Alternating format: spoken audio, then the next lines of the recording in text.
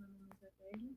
Eu vou estar ensinando português para vocês, mais especificamente os tipos de sujeito e os conceitos de frase, oração e período.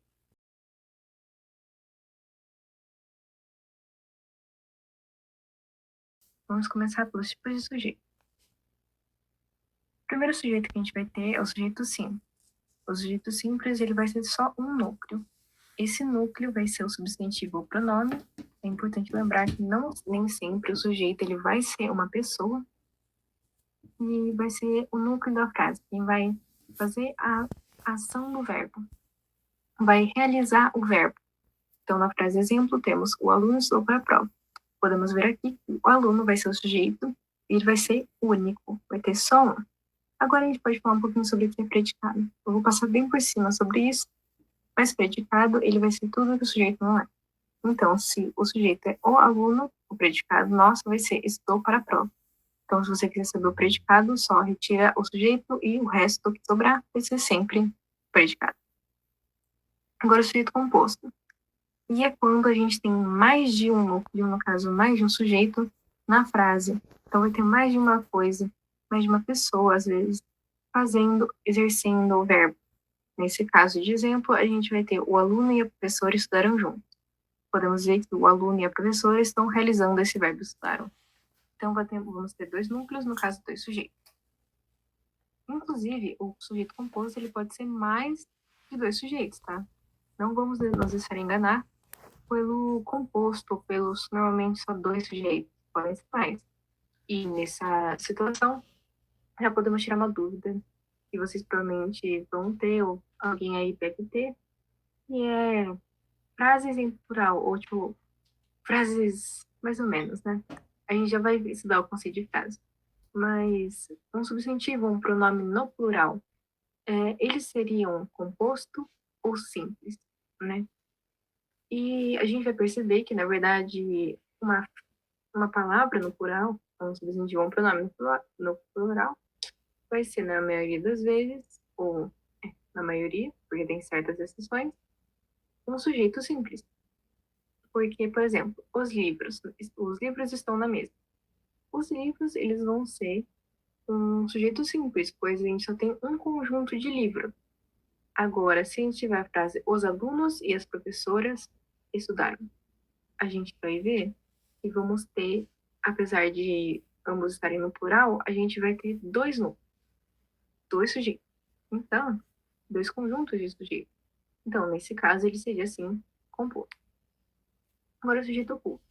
O sujeito oculto, às vezes, ele é confundido com o sujeito inexistente, que a gente vai falar. Mas o oculto, em si, ele vai ser bem simplesinho. Não se assustem muito. Ele é só que vai ter uma frase, e nessa frase, o núcleo dela, no caso o sujeito, não vai estar implícito, vai estar explícito para você, o leitor. Ele vai estar implícito. Mas é muito fácil de identificar ele. Por exemplo, a gente tem a frase, fui ao cinema e gostei muito. Nesse fui ao cinema, a gente vai perceber que alguém foi ao cinema. E nesse caso, a gente pode ver que eu fui ao cinema. Então, eu fui ao cinema e gostei muito. Ou eu fui ao cinema e eu gostei muito. Nessa situação, a gente vai ter um sujeito oculto. E, basicamente, para identificar ele, é sempre colocando sua pessoazinha ali. Ele foi ao cinema e gostou muito. Nós fomos ao cinema e gostamos muito. Eu fui ao cinema e gostei muito. Você pode ir identificando assim. E sempre identifica pela conjugação verbal. Agora a gente tem o inexistente. O inexistente, ele realmente não existe, não dá para identificar ele, não tá ali. Ele normalmente vai ter em orações com verbos impessoais, a gente também já vai ver o que é uma oração. E, basicamente, ele realmente não tem nenhum elemento ali, nenhum núcleo, nenhuma coisa para realizar a ação do verbo. E, basicamente, um bom exemplo disso é choveu muito hoje. Ou choveu muito ontem. E nessa situação, a gente vai ter um sujeito inexistente, pois o verbo vai ser verbo, fenômeno da natureza. E vai ser muito fácil identificar também. É sempre colocar. Não tem uma pessoa que está chovendo ali. Não tem uma coisa que está chovendo ali. Não tem um eu chovi muito. Ele choveu muito. Se não tem uma situação assim, não vai ser um sujeito oculto. Se não está explícito ali, também não vai ser composto e também não vai ser simples. Então vai ser inexistente. Agora vamos ver as frases, as orações e os períodos. que é uma frase? É comum a gente pensar que uma frase tem mais de uma palavra e que ela contém um verbo, mas isso na verdade está bem errado. Uma frase ela não precisa ter verbo e ela também não precisa ter mais de uma palavra. Por exemplo, a frase socorro já é uma frase, mesmo tendo apenas uma palavra. Por quê? Porque a ideia da frase é comunicar um sentido. Contanto que essa formação de palavras ou uma palavra só tenha um sentido, ela vai ser frase. Então, pedir socorro ou falar oi, tudo bem? Desculpa, são frases, porque elas estão tentando comunicar algo para o ouvinte. Agora, uma frasezinha que eu coloquei aí é o gato dorme. Também uma frase. Agora, uma oração. A oração, ela necessita ter verbo. E se uma frase tem mais de um verbo, ela vai ter mais de uma oração. Basicamente, você pode dividir elas em bloquinhos ou conjuntos, onde um verbo é uma oração, o outro verbo vai ser outra oração. Então, separem desse jeito. Isso vai ser importante, essa separação de orações vai ser importante, porque a gente vai ver períodos ali. E os períodos, eles vão ter uma divisão entre período simples e período composto, ou período simples e período complexo. Então, é para isso a gente vai ser muito necessário a gente ver se tem uma oração só ou mais de uma oração. Então, uma oração simples aí ela estudou todos os dias. E aí você pode ver que tem o verbo estudar e o sujeito ela, sujeito simples, gente, como a gente já explicou. Então, ela também pode ser independente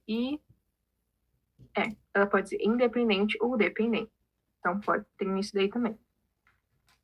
Então, ela pode depender uma da outra, no caso, é um termo mais complicado que vocês vão estudar em outra aula, mais específica sobre períodos e orações, mas ela pode depender uma da outra ou ela pode ser independente.